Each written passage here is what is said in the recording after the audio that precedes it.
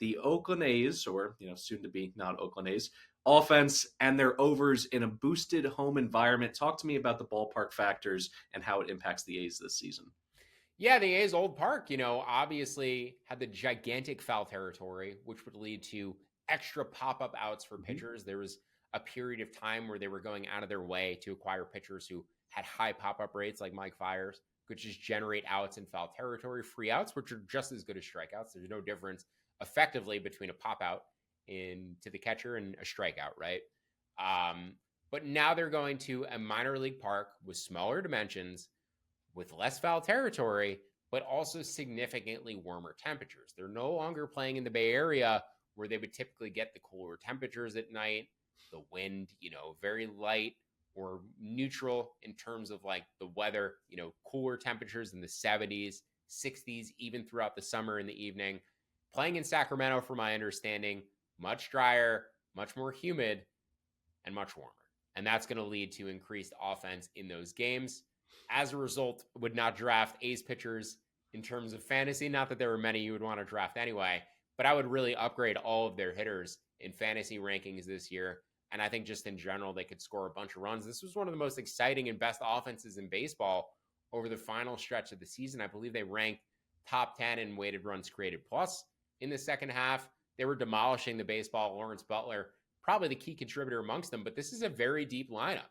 Even Jacob Wilson, who's projected to be their 9-hitter this year, blew through the minor leagues, has a very high contact rate, isn't going to barrel many baseballs, not going to hit for a ton of power, but he could be a 300-plus hitter. I think he's an AL Rookie of the Year candidate, and he's their 9-hitter. This is a very deep lineup with a lot of upside and a lot of talent.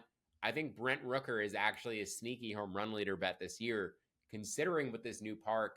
I think there's an outside chance he could cross 45, get to maybe even 50-plus home runs. So Brent Rooker, legitimate in terms of the skill set from what we've seen in recent past. I believe he signed an extension with the A's, and their pitching staff should be a little bit better this year too. I know I just talked about, fading their pitchers, et cetera, in this new park, but they signed Luis Severino. They've added some other pieces.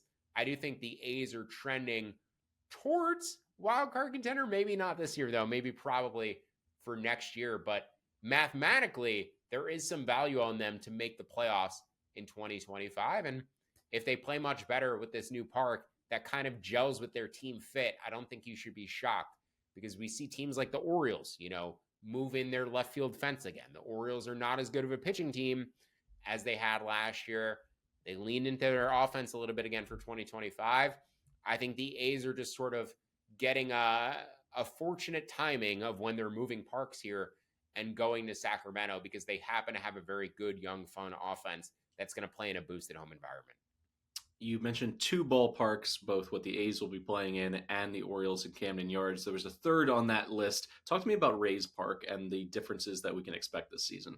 Yeah, the Rays are going to be playing in Steinbrenner Field, which is the Yankees' home park in Florida. It has identical dimensions to Yankee Stadium. It's about 10 feet shorter to right field in Steinbrenner Field than it was in the Trop, but also you're going from playing inside to playing outside, and you're going from playing in climate-controlled environment to warm temperatures in Florida over the summer. So again, another park that is going to be smaller and going to have way better offensive weather for 2025 than they've seen in years past.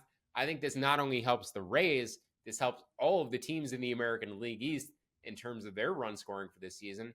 Legitimately, so the Tropicana Field played about 93% of the major league run scoring environment. You can get that closer to 90%, but effectively, a total that would be 9 at Yankee Stadium would have been 8 at the Trop, or around there, 8.25.